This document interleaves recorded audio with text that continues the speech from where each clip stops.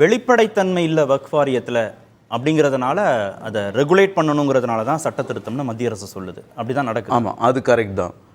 For instance 2000 crore scandal தமிழ்நாட்டில் நடந்தது.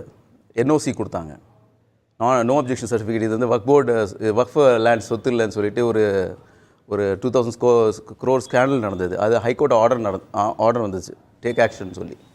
வக்ஃப் board எத்தனை பேர் மேலே ஆக்ஷன் எடுத்தாங்க?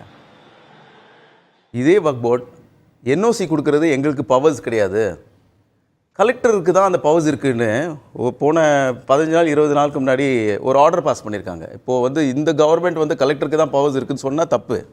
பட் இவங்களே ரெசல்யூஷன் பாஸ் பண்ணியிருக்காங்க, கலெக்டருக்கு தான் அந்த பவர்ஸ் இருக்குதுன்னு சொல்லிட்டு. வேறு யாருக்கும் பவர்ஸ் இல்லை டு கிவ் என்ஓசி. அது இருக்கா இல்லையான்னு கேளுங்க, இட்ஸ் தேர். தென்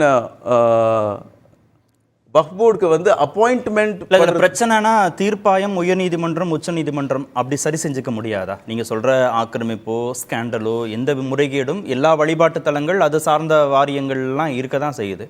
அதுலேயும் தீர்ப்பாயம் இருக்குது, உயர்நீதிமன்றம், உச்சநீதிமன்றம் இருக்குது, அப்படி தானே தீர்த்துக்கிறாங்க. ஸ்கேண்டல்ஸ்க்கு வந்து தீர்ப்பாயம் என்ன பண்ண முடியும்? எல்லா விதமான முறைகேடு தொடர்பாகவும் இறுதியாக நீதிமன்றங்கள் நீதிமன்றங்கள் ஆமாம், அதுதான் நீதிமன்றம் தானே ஆர்டர் கொடுத்துருக்கு. ஒரு கண்டெம்ட் அப்ளிகேஷனும் இருக்கு, நீங்கள் அதை செயல்படுத்தலைன்னு சொல்லி. எத்தனை கண்டெம்ட் அப்ளிகேஷன் அவங்க மேலே இருக்குன்னு சொல்லுங்கள். சரி, அது வேண்டாம்.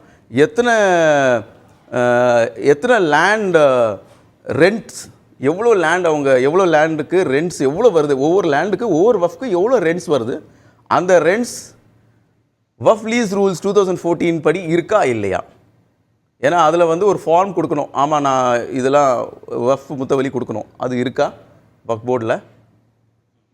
அது வச்சுருக்காங்களா? எவ்வளோ ரெண்ட்ஸ் இவங்க கலெக்ட் இண்டிவிஜுவல்ஸ் பண்ணுறாங்க, வெதர் இந்த வஃப் கலெக்ஷன், இந்த ரெண்ட் கலெக்ஷன் வந்து ரூல்ஸ் கொடுத்த மாதிரி, ரூல்ஸ் என்ன சொல்லியிருக்கோ அந்த மாதிரி இருக்குது அப்படின்னு நீங்கள் அது முறை பண்ணியிருக்கீங்களா? எந்த வஃப் ஆக்ட் என்ன சொல்லுதுன்னா, சூப்பரிண்டெண்டன்ஸ் ஆஃப் த வஃப் தான் வக்ஃப் போர்டு அப்படின்னு சொல்லுது. இந்த வக்ஃப் போர்டு வந்து முத்தவலீஸ்க்காக என்ன பண்ணியிருக்கு அப்படின்னு சொல்லி எனக்கு ஒரு விளக்கம் வேணும். பப்ளிக் இது நான் ஆஸ் அ பப்ளிக் நான் கேட்குறேன். கேட்போம்.